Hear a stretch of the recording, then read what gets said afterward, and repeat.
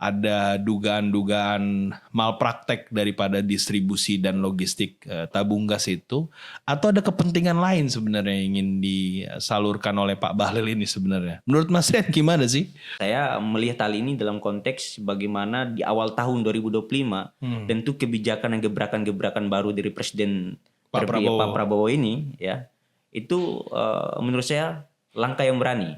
Masuk pada konteks gas LPG ya, kita melihat bahwa saya memandang ini adalah langkah yang sangat tergesa-gesa. Namun pemerintah sampai sejauh ini belum memberikan konsep yang jelas, metodologi yang jelas gitu. Artinya sebelum Pak Bahlil turun untuk melakukan peninjauan, seharusnya ada kajian-kajian yang memberikan dampak yang lebih merata terhadap masyarakat. Jangan sampai menimbulkan konflik seperti kemarin. Jadi ngantri seperti itu. Menurut Mas Rian, pada saat Pak Bahlil mengambil keputusan itu belum dalam kajian yang komprehensif gitu maksudnya? Ya, saya pikir belum dalam kajian yang komprehensif karena perlu kajian dan didukung dengan data-data yang akurat. Atau seharusnya bisa tepat, ya, tapi bisa tepat sasaran. Sepertinya belum siap untuk menyusun mekanisme itu belum ya. Belum ada konsepnya yang jelas, belum ada langkah-langkah yang dari pangkalan sampai pengecer gitu, sampai konsumen itu belum jelas. Belum jelas. Jadi memang sepertinya ada hal itu di lapangan dan itu mau kita perbaiki. Pemerintah berusaha memperbaiki itu. Cuman mungkin cara kebijakan yang diambilnya belum tepat sasaran karena berdampak pada polemik itu sendiri gitu ya. Kira-kira 58% ini yang menggunakan gas LPG 3 kg ini yang katanya digunakan oleh non miskin atau bukan orang miskin atau orang tidak mampu. Menurut Mas Rian gimana? Pak Bahlil mengambil kebijakan kemarin itu karena untuk mengetes potensi polemik antara dia sebagai orang Pak Jokowi dengan kebijakan Pak Prabowo yang berpotensi berseberangan. Wow. Kira-kira apakah polemik masyarakat kemarin memang bernada seperti itu atau memang murni karena kebijakan publik yang diambil? Wah, kalau ini nggak bisa kira-kira.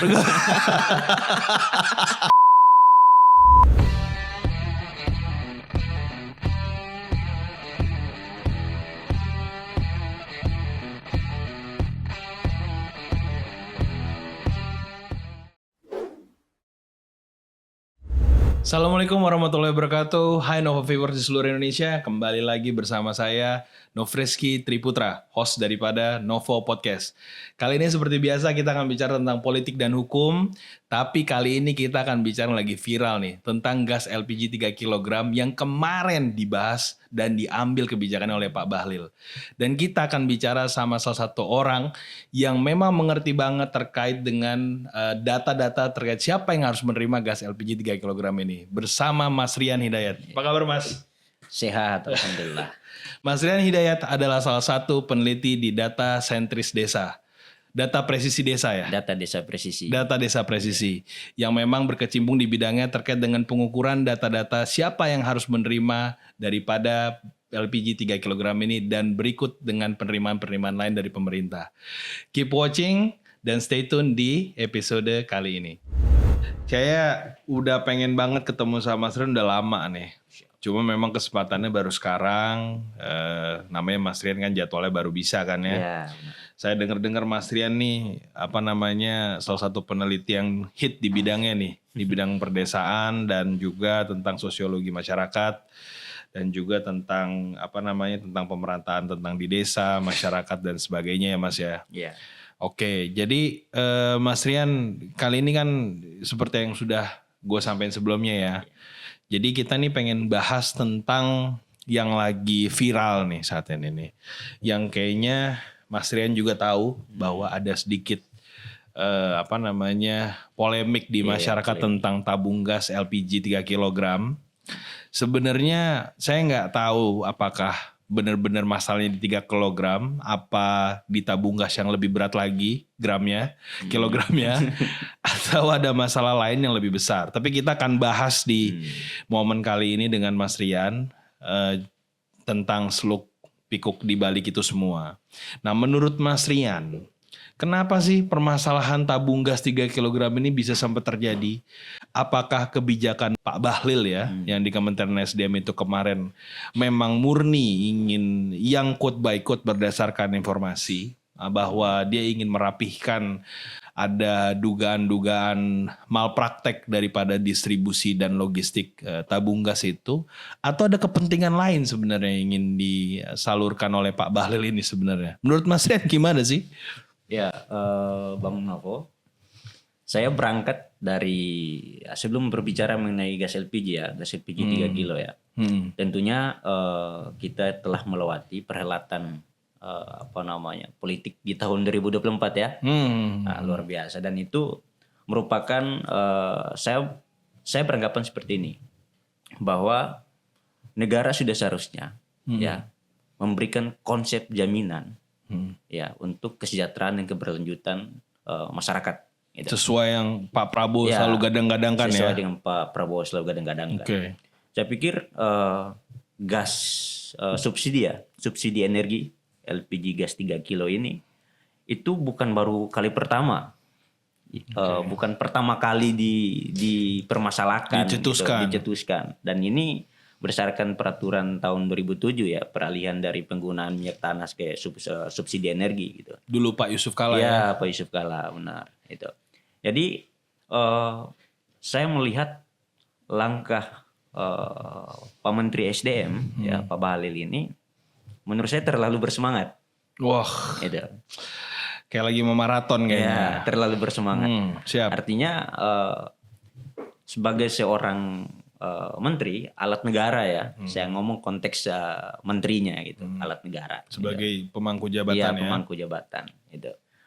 Tentunya sebelum masuk ke situ, saya mau memberikan apresiasi, bukan apresiasi ya. Saya melihat hal ini dalam konteks bagaimana di awal tahun 2025 tentu kebijakan dan gebrakan-gebrakan baru dari Presiden Pak Prabowo ini ya, itu menurut saya langkah yang berani. Itu langkah yang berani. Mulai dari Undang-Undang Nomor 1 Tahun 2025 mengenai, bukan undang-undang, Perpres ya, terkait dengan efisiensi anggaran gitu. Nah, masuk pada konteks gas LPG ya, kita melihat bahwa saya memandang ini adalah langkah yang sangat tergesa-gesa. Entah ini tadi yang saya katakan terlalu bersemangat.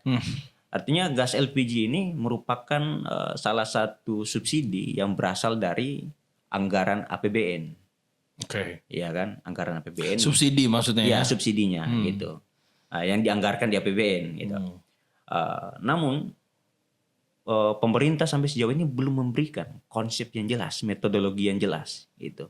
Artinya sebelum Pak Bahlil turun untuk melakukan peninjauan, seharusnya ada kajian-kajian yang memberikan dampak yang lebih merata terhadap masyarakat. Jangan sampai menimbulkan konflik seperti kemarin. Beliau turun menertibkan, sementara masyarakat lagi sementara jadi ngantri seperti menurut itu. Mas Rian, pada saat Pak Bahlil mengambil keputusan itu belum dalam kajian yang komprehensif gitu maksudnya? Ya, saya pikir belum dalam kajian yang komprehensif, karena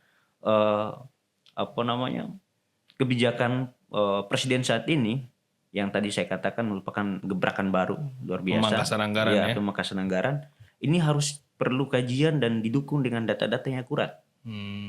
Gitu. Tapi kan pada saat pengambilan keputusan kemarin beliau itu kan menyampaikan bahwa hal ini perlu dilakukan karena memang beliau melihat ada data di lapangan yang ternyata dari pangkalan menuju pengecer dan pengecer menuju konsumen itu tidak berbanding lurus gitu loh. Berarti kan sebenarnya sudah ada sebuah kajian, tapi di sini kan Mas Rian menganggap itu belum sempurna, belum seluruhnya betul, sehingga mengakibatkan polemik yang sangat serius di masyarakat kan gitu kan.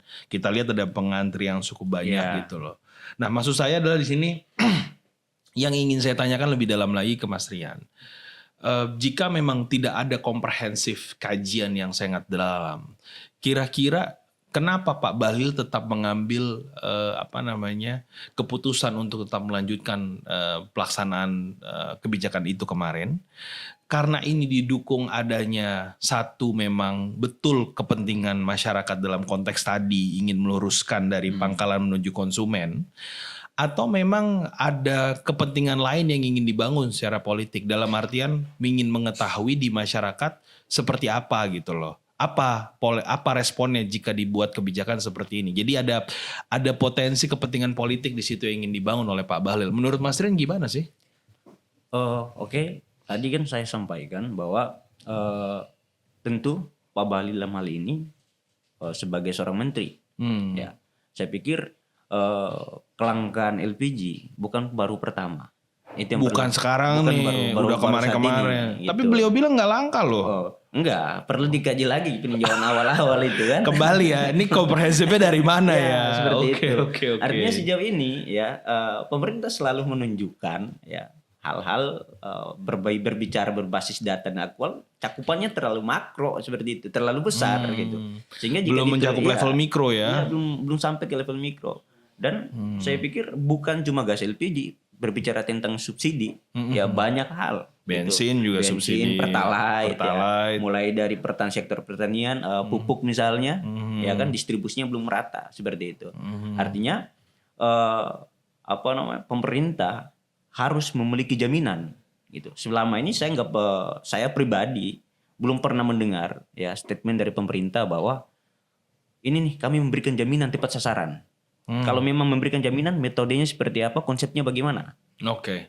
Itu yang diperlukan dari pemerintah ya. Diperlukan dari pemerintah. Kemudian pemerintah belum pernah menunjukkan konsep tepat sasaran seperti apa.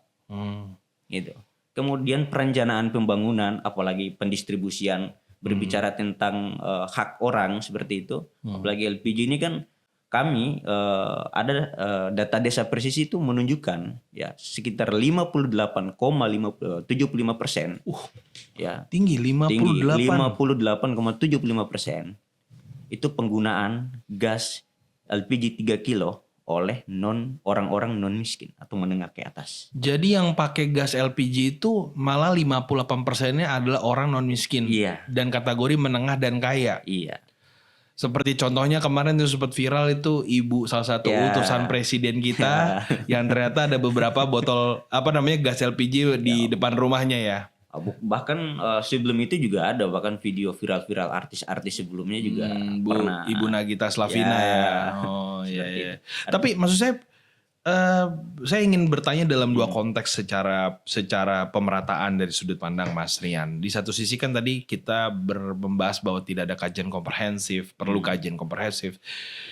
Dan kepentingannya itu adalah ingin dilihat apakah benar untuk kebutuhan hal tadi yang dibilang Pak Bahlil terkait dengan apakah ada polemik di masyarakat antara dari pangkalan menuju masyarakat. Pertama saya ingin mau tanyakan terlebih dulu. Sebenarnya sepengetahuan Mas Rian, benar nggak sih ada permasalahan harga itu dari pangkalan menuju masyarakat? Yang sepengetahuan Mas Rian. Dan yang kedua, jika memang 58% itu digunakan oleh orang non miskin, menengah dan kaya, nah mereka itu kenapa mereka membeli gas LPG 3 kg? Apakah karena hanya depensinya hanya karena murah atau karena adanya kegagalan pemerintah untuk mendata orang-orang miskin ini? Menurut Mas Rian gimana? Oke. Saya berangkat tadi dari pernyataan bahwa konsep dan mekanismenya yaitu belum mencakup secara keseluruhan. Data ini menunjukkan, data 58,75% ini menunjukkan bahwa orang dengan ekonomi menengah atas masih menggunakan ini. Ya. Kemudian kalau berbicara mengenai pendekatannya secara ekonomi dan juga sosial, saya bisa mengatakan bahwa konteks gas LPG ini, dalam hal ini gas LPG, ini menunjukkan belum siapnya pemerintah dalam menyusun mekanisme. Itu yang tepat sasaran tadi. Atau seharusnya bisa tepat, tapi bisa tepat sasaran. Sepertinya belum siap untuk menyusun mekanisme itu belum ya. Ada konsepnya yang jelas, belum ada langkah-langkah yang dari pangkalan sampai pengecer sampai konsumen itu belum jelas. Belum jelas. Karena gini, kalau kita berbicara rantai ini kan berbicara rantai distribusi nih, supply chain kan. Supply chain. Supply chain. ya setiap jika tidak diawasi atau bahkan bisa timbul pelaku-pelaku distribusi baru. Nakal gitu ya. Nah, ini kan ada margin di situ. Ya kan, otomatis harganya semakin naik. Dengan kebutuhan masyarakat semakin terus meningkat.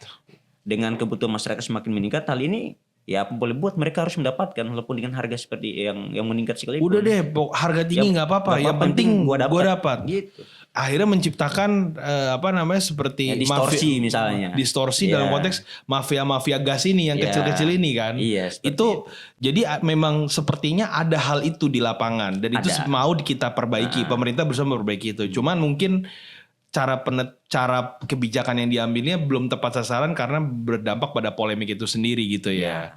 Oke Mas, jadi sebelum kita sudahi sesi pertama ini, saya ingin kasih satu pertanyaan yang Mas akan jawab di sesi selanjutnya. Jadi tadi kita menarik banget, Mas bilang ada 58% dari total masyarakat Indonesia saat ini, ya total kurang lebih ya, yang ternyata menggunakan gas LPG 3 kg itu yang bukan non miskin kategorinya. Artinya kan menengah dan kaya. Pertanyaan saya nih langsung seru banget nih.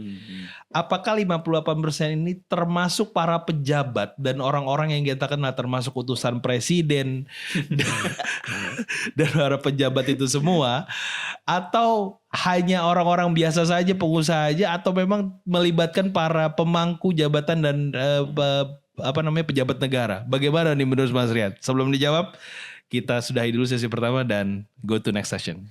Thank you. Nah, pertanyaan yang gue tunggu-tunggu nih jawabannya nih Mas Rian. Sebelum berakhir sesi pertama tadi. Jadi kira-kira 58% ini yang menggunakan gas LPG 3 kg ini yang katanya digunakan oleh non miskin atau bukan orang miskin atau orang tidak mampu, itu termasuk pejabat negara, utusan khusus, wamen, atau pemangku jabatan, kepala dinas, dirjen, atau bagaimana nih Mas? Apa hanya rakyat biasa? Menurut Mas Rian gimana? Saya masuk ke lebih melihat pada konteks standarisasinya ya. Oke, standarisasinya. Walaupun kita berbicara pertanyaannya ya cukup mantap ya menurut saya. Ya. Kalau melihat isu-isu terkini dengan melihat rekam jejak itu pasti banyak ditemukan di media-media. Ya kan? Pasti banyak ditemukan di media-media. Namun satu sisi artinya mungkin ada ya? Iya mungkin ada. Mungkin gitu. Ada ya. Ya bisa dicek sendiri lah. Bisa dicek sendiri ya. Ya. Kemudian di data 58,75% data Desa Presisi menunjukkan bahwa penggunaan gas LPG 3 kg ini walaupun belum menyentuh secara keseluruhan di Indonesia ya, indesnya cuma Maluku sama Papua. Maluku sama Papua doang yang belum masuk ya. Belum masuk itu. Berarti Jakarta udah masuk dong. Ya, Jakarta, Jawa Barat, Sulawesi, Kalimantan, Bali bahkan dengan Sumatera. Itu sudah masuk semua ya. Sudah masuk itu. Ya, artinya tentu 58,75% ini didapat bukan dengan nilai yang diasumsikan ya. Tapi nilai itu didapat berdasarkan hasil sensus dari tingkat level terkecil yaitu desa. Desa dan kelurahan. Dan itu kami dapatkan dari tiap-tiap kepala keluarga. Itu. Ya, jadi kesimpulan bukan kesimpulan ya. Data ini kemudian diakumulasi dengan standar kemiskinan ya berdasarkan yang ada di berbagai desa. Ya, yang ada di berbagai desa gitu. Karena sejauh ini data yang di Indonesia sendiri masih bersifat makro, belum menunjukkan level detail mikronya seperti apa. Dan saya pikir jika ingin membangun Indonesia itu harus dibangun dari desa. Gitu. Karena desa yang menjadi penyangga utama daripada daripada penerima kebijakan-kebijakan ini. Tapi menurut Mas Rian dari sisi penerimaannya. Kenapa sih gas LPG 3 kg ini bermasalah banget? Maksudnya kenapa banyak sekali sampai hari ini masyarakat-masyarakat yang masih belum bisa menerima atau bisa memanfaatkan gas LPG 3 kg ini? Apakah karena memang kebijakannya itu yang tadi, kembali lagi kita ke data tadi, karena yang harusnya tuh menggunakan itu adalah masyarakat miskin atau kurang mampu. Tapi karena sudah digunakan oleh masyarakat mampu menengah yang tadi sudah kita bahas, sehingga mereka tuh berkurang pasokannya untuk mereka digunakan. Apakah itu menjadi salah satu perspektif dalam konteks ini? Atau ada kepentingan lain yang ingin dibawa gitu loh? Dalam artian tuh memang sebenarnya kebijakan ini tidak dikhususkan untuk masyarakat miskin, tapi sebenarnya berdampak pada semuanya aja. Menurut Mas Rian gimana sebenarnya? Ya sudah jelas bahwa sekitar 189 triliun ya alokasi subsidi ya. Ya kan? Banyak loh, Iya. 189 triliun. Terus 87 atau 89 ya dialokasikan tugas LPG 3 kilo. Itu subsidi. Berapa yang dialokasikan? 89 89 triliun ya? triliun ya dialokasikan untuk gas LPG 3 kilo. Iya, Nah, tentunya diprioritaskan untuk orang-orang yang berhak menerima, orang-orang miskin tadi. Iya. Gitu. Yang pastinya polemik yang terjadi saat ini, kelangkaan yang terdapat di masyarakat ya saya mungkin bisa bukan berasumsi ya, tapi mempertanyakan gitu. Jangan-jangan karena tidak validnya data dari level terkecil sehingga pemerintah tidak tahu kebutuhan gas LPG sebenarnya berapa. Seperti itu. Bahkan jangan-jangan pasokan tidak yang tahu disediakan atau tidak mau tahu nih. Ya, ya mari perbaiki sama-sama. Itu pertanyaan yang sangat penting ya. Jangan-jangan pangkalan yang ada di seluruh Indonesia berapa juga Gak tahu. Gak tahu mungkin ya. Gitu. Iya. Berarti dari 89 triliun itu kalau misalnya kita pakai matematika dasar anak SD lah misalnya lah. 89 triliun 58%-nya digunakan oleh orang Indonesia. Berarti kita bicara dari 89 sampai 90 triliun. Berarti hampir 50 triliun sendiri dimanfaatkan untuk, karena subsidi gas LPG 3 kg, dimanfaatkan untuk orang-orang non miskin dan orang non tidak mampu. Itu kan luar biasa Mas namanya. Kalau memang betul itu seperti itu kan. Kira-kira tuh apa yang menyebabkan latar belakang terjadinya seperti itu? Oke. Tentunya tadi subsidi, minimnya pengawasan, kontrol ya dari pemerintah. Oke, kita kembali tadi, tidak ada konsep yang jelas yang menyatakan dan memberikan jaminan bahwa alokasi subsidi gas sesuai tepat sasaran. Ya artinya selama ini yang terjadi gas LPG 3 kilo ini kan open access nih, gampang gitu. Ya artinya karena kegampangan inilah ya, karena aksesnya yang mudah didapat sehingga siapa aja bebas untuk mendapatkan itu. Artinya sistem itu dibuat sehingga membuka ruang hal-hal seperti ini dong berarti. Ya. Nah, kita ngomongin sistem yang tadi saya bilang, sistem yang dibuat sehingga membuka ruang seperti ini. Pertanyaan selanjutnya sama Mas Rian. Ini begini nih, karena memang artinya kesalahan data itu sengaja diberikan ruang oleh pemerintah untuk jadi salah. Atau memang murni karena adanya ketidakmampuan secara administratif dari Badan Peneliti Statistik ini. Artinya maksudnya apa? Memang data yang salah, memang udah pakai data yang salah aja lah. Ibaratnya kata pemerintah, biarkan aja, toh juga nggak ada masalah. atau memang pemerintah nggak tahu bahwa Badan Pusat Statistik Nasional ini mendapatkan data yang belum tentu seakurat mungkin. Kira-kira menurut Mas Rian gimana nih? Ya.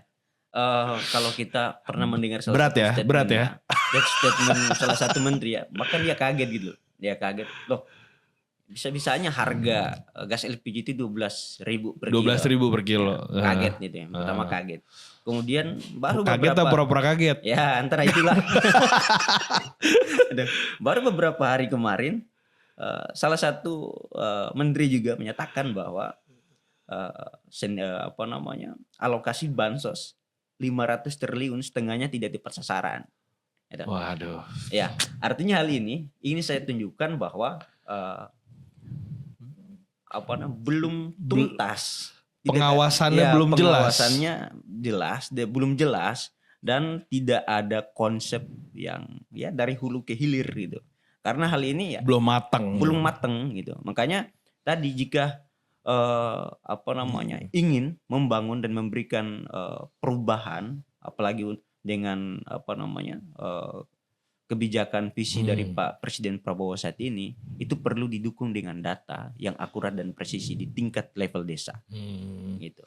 Jadi sumber data itu memang harus berasal dari desa, dari kelurahan di kota besar ya. Ya, kita nggak boleh langsung dari atas ke bawah atau up to bottom, tapi harus dari bawah ke atas. Gitu. Dari bawah langsung ke atas Langsung ya. ke atas. Nah, gitu. Oke. Kita masuk ke pertanyaan selanjutnya nih Mas. Jadi saya dari tadi kan kita membahas bahwa itu harus dari mikro yang paling dasar sekali. Dari data presisi desa kan sudah menegaskannya. Saat ini kita punya kementerian yang memang menangani tentang desa. Kementerian Pedesaan kalau nggak salah ya. Di mana menterinya baru, wamennya baru. Nah, kita tahu betul bahwa wamennya sendiri adalah Pak Riza Patria yang memang berasal dari Partai Gerindra. Nah, dalam konteks ini, kira-kira Pak Wamen dan Pak Menteri ini mengambil sikap tidak atas potensi kesalahan data dari sudut pandang yang paling bawah mikro ini? Atau benar-benar tanggung jawab terhadap administratif ini dilepaskan kepada BPS dan data pusat desa tadi yang Mas Rian sampaikan? Atau memang Kementerian Pedesaan salah nih semua nih, karena data-datanya ini harus diperbaiki semua.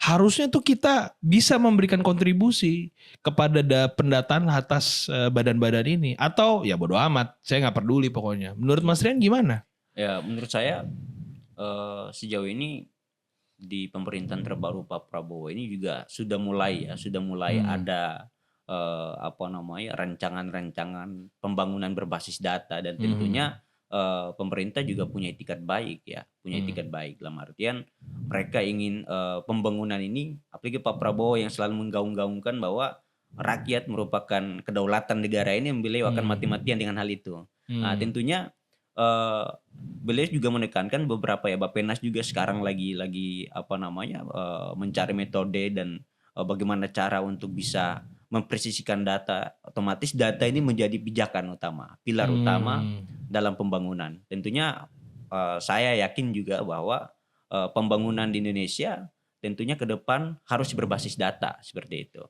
Gitu. Oke. Jadi artinya keterlibatan Kementerian Desa sudah mulai ada terlihat. Tinggal bagaimana cara koordinasi yang lebih dalam dengan para badan-badan ini di lapangan ya. Akademisi juga harus dilibatkan seperti itu. Iya. Karena gagasan-gagasan seperti ini banyak seperti itu. Artinya pemerintah dalam hal ini harus menggandeng para akademisi dalam konteks bagaimana memberikan sumbangsi gagasan gitu kan. Saya mau tahu sedikit nih, menurut Mas Rian, ini pertanyaan yang menurut saya akan memancing para penasaran Novo viewers nih, Ada satu cerita di medsos bahwa Pak Bahlil mengambil kebijakan kemarin itu karena untuk mengetes potensi polemik antara dia sebagai orang Pak Jokowi dengan kebijakan Pak Prabowo yang berpotensi berseberangan. Wow. Kira-kira apakah polemik masyarakat kemarin memang bernada seperti itu atau memang murni karena kebijakan publik yang diambil? Sebelum dijawab, di sesi selanjutnya kita akan kembali after this session. Nah, Mas Rian, pertanyaan yang mematikan. Kayak saus mematikan nih. Cek ombak kayaknya ini. Jadi ada satu pre-asumsi, kita sebut pre-asumsi bahwa kebijakan yang diambil Pak Bahlil kemarin itu ingin melihat adanya potensi polemik di masyarakat, mengingat bahwa Pak Bahlil merupakan salah satu orangnya Pak Jokowi juga ya, terkait dengan agenda pemerintahan Pak Prabowo.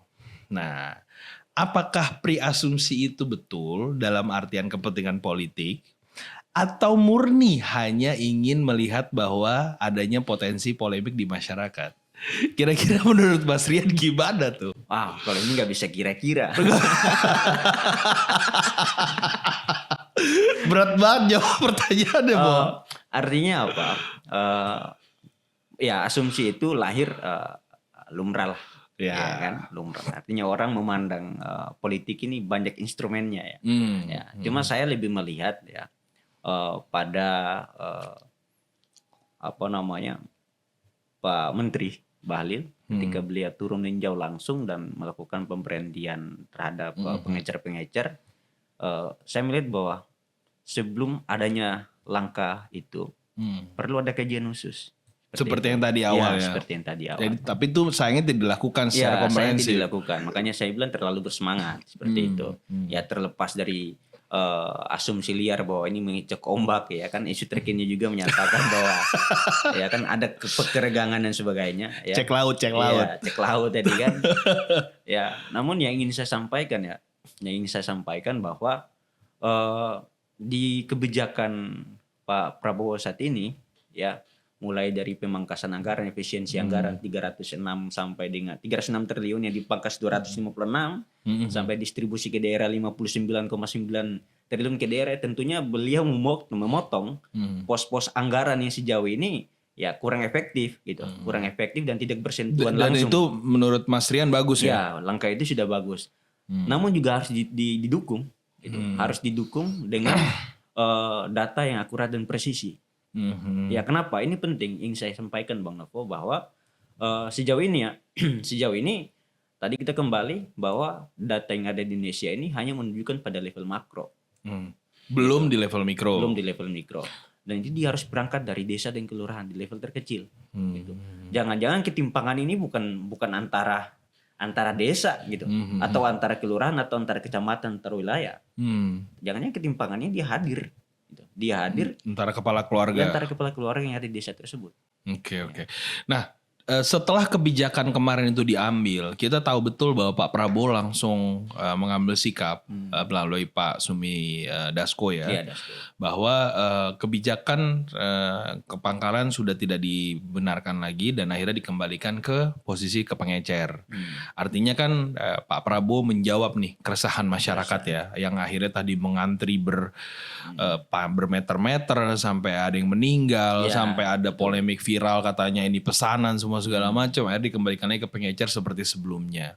Berarti kan Pak Prabowo mencoba menjawab keresahan dan polemik yang hadir di masyarakat.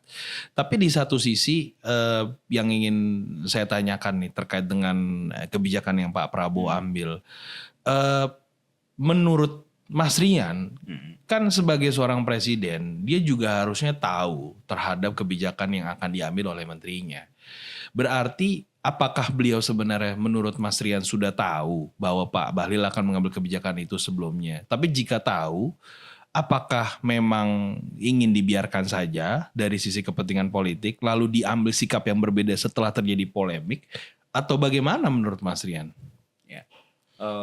Jika saya harus mengamati dalam konteks itu ya, dalam konteks bagaimana apakah Prabowo sudah tahu atau ketika polemik terjadi apa langkah-langkah Prabowo terhadap beliau.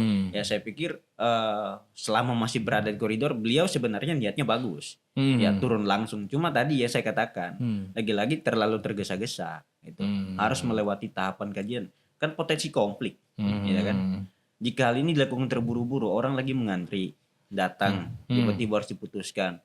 Ya berhadaplah dengan masyarakat. Nah seperti itu kan. langsung pada viral, langsung pada protes kan. Viral. Jadi ada salah satu desa Bang Novo, itu di Kalimantan Timur. Itu Kalimantan Timur. Iya, Kalimantan Timur. Ya. Jadi ada sama hal yang kasus gas LPG ya. Jadi ada salah satu desa kebutuhan gas LPG per kepala keluarga yang tadinya itu mereka data yang dipakai adalah data yang lama dengan jumlah kepala keluarga yang lama sebanyak 83. Jadi distribusi gas ini sampai kepada desa tersebut hanya sekian gitu. Dan itu terjadi polemik gitu.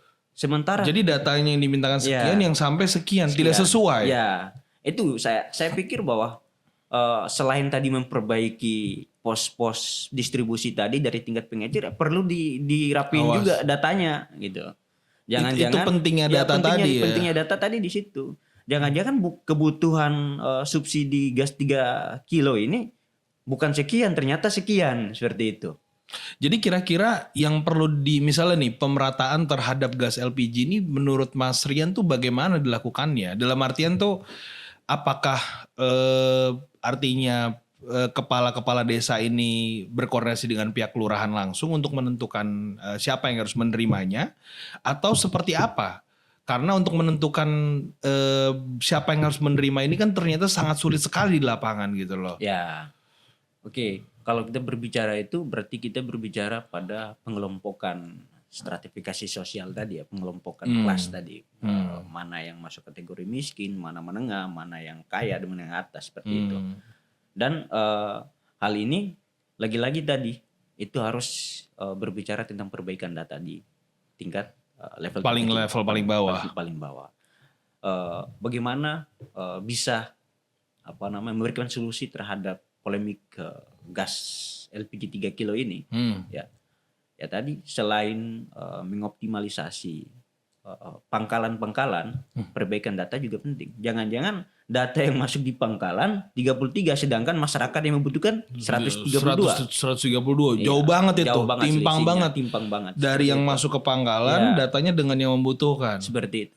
Ya artinya jika ini tidak diperbaiki, ya saya pikir sama gitu. Walaupun mekanisme kita akan mengalami hal yang sama terus. Instrumennya seperti apa, tapi kalau tidak didukung dengan data yang akurat dan presisi, ya tentu hal yang sama akan terjadi terus menurut saya. Bagaimana cara memperbaiki masalahnya jika akar masalahnya nggak pernah diperbaiki kan gitu Mas Rian. Kita kan? selalu merapikan tapi akar fondasinya di bawah tidak pernah diperbaiki. Dan itu juga membutuhkan Kementerian Desa dalam hal ini untuk turun langsung ke bawah gitu loh. Sebagai pemangku jabatan, maksudnya kementerian yang memang di bawah pemerintahan Pak Prabowo ini kan gitu loh. Iya seperti itu. Oke. Saya rasa tadi menjawab banyak sekali ya polemik-polemik di masyarakat ya, dan bagaimana cara solusinya, diferensiasi pemahaman terhadap kebijakan publik yang kemarin diambil Pak Bahlil dan hubungan dengan kepentingan politik.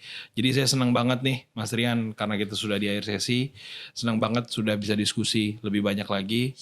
Jadi teman-teman Novo Viewers, luar biasa sekali pembicaraan kita tadi dengan Mas Rian, bagaimana politik itu terkait dengan gas LPG 3 kg, kepentingan pemerintah, dan kebijakan yang diambil. Saya harap diskusi ini bisa menjadi suatu manfaat bagi Kementerian Desa, Badan Pusat Statistik Nasional, dan pemerintahan Pak Prabowo selanjutnya dan ke depannya. Politik itu seperti air, dia akan mengikuti di mana dia berada dan bagaimana bentuknya. Tapi tergantung siapa yang meminumnya dan siapa yang menuangkannya. Speak up, lantanglah, tapi dengan cara yang baik. Sampai ketemu di episode selanjutnya, Novo Viewers. See you.